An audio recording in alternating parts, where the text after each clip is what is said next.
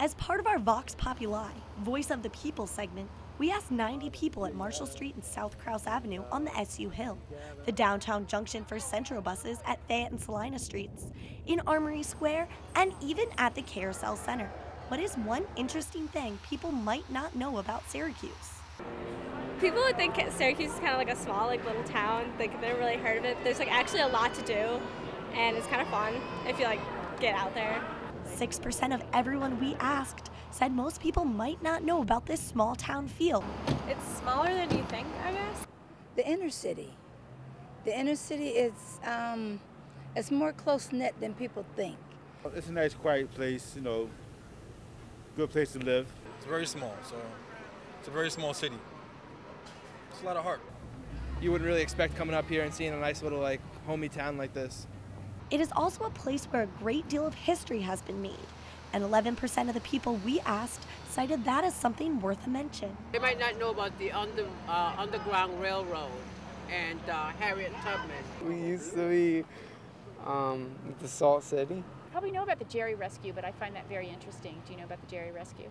Now see, people might not know that this is a major stop on the Underground Railroad, and there was a guy named Jerry who was arrested because he was a slave, and because of the Fugitive Slave Act they were going to return them, and the people of Syracuse stormed the jail and got him out. And if you go over to Clinton Square, you'll see a statue of them rescuing Jerry. Well, there used to be a world-famous dinnerware factory here, Syracuse China. I learned that the Erie Canal ran through Syracuse. Probably historical significance of all the buildings and everything around it. Okay, it was one of the largest beer distributors back in history, and Syracuse had a great, actually outdid New York City in productivity around the 1900s. With people from all areas of the country and all walks of life gathering in Syracuse, it's not surprising that 8% mentioned the interesting culture and diversity. All of the different people from all the world study together and discussing problems with people from all of the world with different culture and different background. I would say people may not know that it's a very diverse campus, right? And that there's a lot of different kinds of people here. There's a lot of cultural activities, and the Italian Fest, the Irish Fest. Different cultures bring different cuisines to Syracuse. Could be why 8% said most people probably don't know about the great food Central New York has. There's a lot of really great restaurants that are kind of hidden in Syracuse, which a lot of people don't really know about. We have great sushi at Sakanaya. One thing people might not know about is our huge diversity of not just ethnic groups, but great ethnic restaurants around here. The economy has hit hard all across the country. 8% of people we asked found it interesting how Syracuse is dealing with it. Is the fact that the businesses that are down here right now, all right, they've hung very strong. I suppose it's a very affordable place to live, is something that people may not realize. It's fair to say that SU is the face of Syracuse to the world.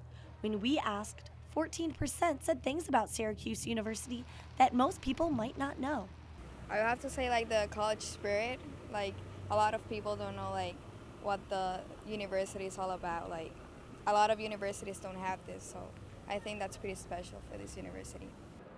I don't think a lot of people know that our first mascot at Syracuse University was Saltine Warrior.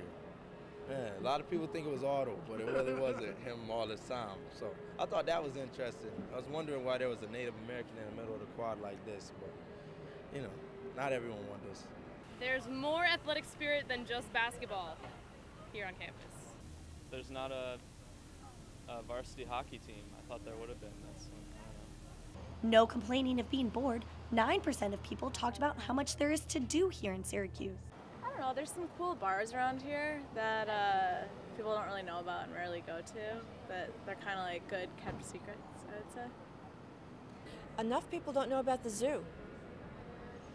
That's the biggest thing.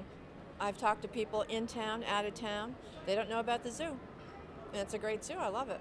There's a lot of cool shows that go down there, a lot of avant-garde, experimental, everything from that to dance music, stuff like that, art shows.